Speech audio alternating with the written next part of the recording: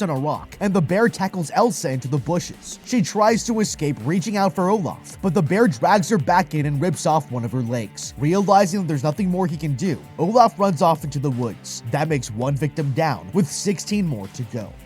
Okay, Olaf and Elsa thought that they were in for a magical wildlife encounter, but had no idea that they just run into the most dangerous bear in the animal kingdom. Believe it or not, this story is actually based on real-life events. Andrew Thornton was a narcotics officer turned smuggler who abandoned his plane after dumping 75 pounds of illegal substances into the Georgia wilderness and fell to his death when his parachute failed to open. Several months later, a 175-pound American black bear happened upon the stash, and so the legend of the Coquille Bear, also known as Pablo Escobar, or Coquille the Bear, was born. The bear, of course, died after ingesting such a massive amount of the substance, with a medical examiner commenting that its stomach was literally packed to the brim with cocaine. Although its reign of terror was short, the bear was taxidermied and eventually found its way to a mall in Lexington, Kentucky, where it remains to this day. Unfortunately for Olaf and Elsa, their story ended up going in an entirely different direction. Wild bear encounters rarely turn deadly if you know what to do, but your approach will need to be different depending on which species you find yourself facing off against. So allow me to embrace my inner white shirt for a moment and hit you with some quick bear facts. There are actually 8 species of bear found around the world, but for our purposes, we'll just focus on the 2 species that can be found within the contiguous United States. American black bears, which range all over the country, and brown bears, which stick to the far northwest. As the bear approaches them, Olaf remembers the line, "If it's black, fight back. If it's brown, lay down." But what exactly does this mean, and what's the logic behind it? The National Park Service says that you should play dead if attacked by a brown bear, since fighting back will usually only increase the intensity of the attack.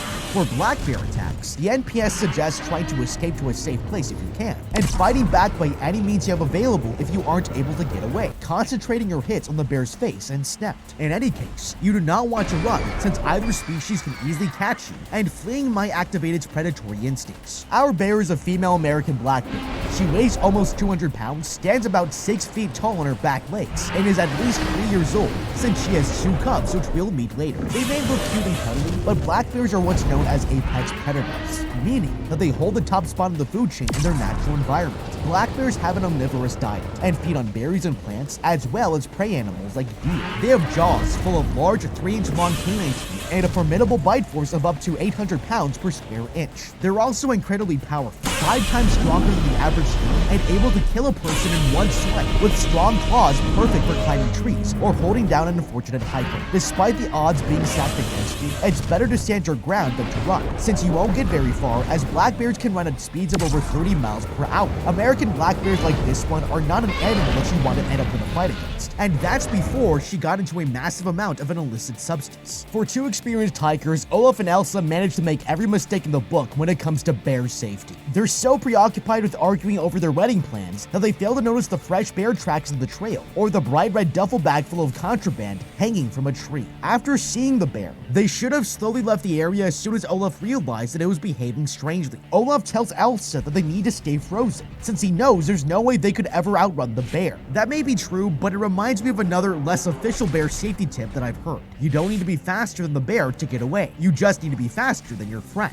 Elsa and Olaf were just going over the details of their dream wedding, so he may not be thinking what I'm thinking, but if it were me being chased by that bear, the term meat shield comes to mind. Elsa was technically the first person to run and turning things into an every man for himself scenario, so I'd say it's fair game to trip her so that I can get away. Olaf could have stood his ground and tried to protect his fiancée if he was feeling heroic, but he lets her end up as bear food anyway, so what's the difference? She probably would have done the same thing if the shoe was on the other severed foot. It looks like Olaf and Elsa's camping trip came to a premature end, but for our bear, the party is just getting started. Meanwhile, in Knoxville, Tennessee, local detective Bob arrives at the scene where Thornton's body was found after falling from the sky. Bob recognizes Thornton as a minion of Sid White's, a known smuggler with ties to Compton. He asks fellow police officer Reba if any narcotics were found with the plane wreckage, but she says no.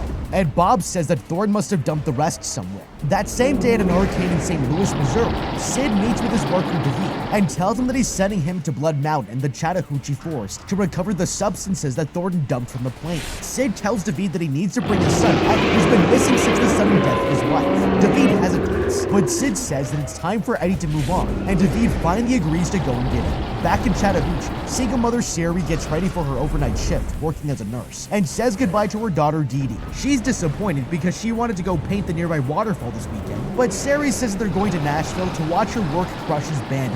Her mother says that they can paint the waterfall another weekend and heads off to work. David meets Eddie at a local dive bar and Pascal drinking himself sick. Eddie slips up and asks, "Is that us?" when a news report comes on about Thornton, and one of the other customers notices what he said. At the police station in Knoxville, Detective Bob gets a tip from the trucker overhearing David and Eddie at the bar. He leaves his fluffy white dog with Officer Reba, telling her that he's headed to Georgia for the Thornton case. The next morning, Dee Dee and her friend Henry skip school to go hike to the waterfall. Sherry arrives home after her shift and pours herself a glass of wine before taking a shower. She lays down in bed to rest, but suddenly the phone rings, scaring her, and it's the school, calling to let her know that Dee Dee never showed up. The woman sees Dee Dee's backpack out the window and finds a map inside with a big red circle drawn around the spot for the secret falls. At the Chattahoochee National Forest Visitor Center, old lady park ranger Liz sits smoking cigarettes and putting on makeup using a small mirror. A teenage kid wearing a vest walks in and tries to steal some candy while she's distracted, but she catches him and tells him to empty his pockets. He compliments her perfume and she mentions that she's expecting something. Just then, Wildlife Inspector Peter pulls up outside. He opens the door holding a big cutout of smoking bear and immediately notices the smell of cigarettes, but Liz blames it on the teenager and kicks him out. Back in the woods, Dee Dee finds a bundle of illegal substances in a bush just off the trail. They find more bundles and realize that an animal has gone into it. Suddenly, they hear a snort and turn around to see the bear right behind them. It sneezes and blows a huge cloud of powder right into their faces, and they scream and run away. Okay, now that we know what she's gotten into, let's take a moment to discuss its effects so that we can better understand what effect it might have on the bear. According to the United States Drug Enforcement Administration, coke is an extremely dangerous central nervous system stimulant with intense addictive potential. Users experience a number of nasty side effects, including anxiety, irritability, paranoia, and a predisposition to sudden violent outbursts. Long-term use eventually results in cardiac arrest, strokes, and death, since it's extremely easy to overdose. Addiction develops quickly, and withdrawal is extremely unpleasant. After the crash from coming down, users experience a period of mental and physical exhaustion that can last for several days. Now imagine these effects taking hold of a 200-pound apex predator, and you can see where things would quickly turn into a problem. Although bears are rarely aggressive towards people, they are still extremely dangerous animals, and that's before getting a hold of any mind-altering chemicals. As soon as Dee Dee and Henry found the first package, they should have just put it down, left the area, and contacted the police or park rangers when they got back home. Dangerous people are bound to come looking for it, and they could have been close by. When they decided to play hooky, Dee Dee and Henry never could have anticipated running into the bear. But growing up in the area, I'm sure they're well aware of the dangers that encountering even a sober bear could present. They're not big enough to be intimidated or fight back,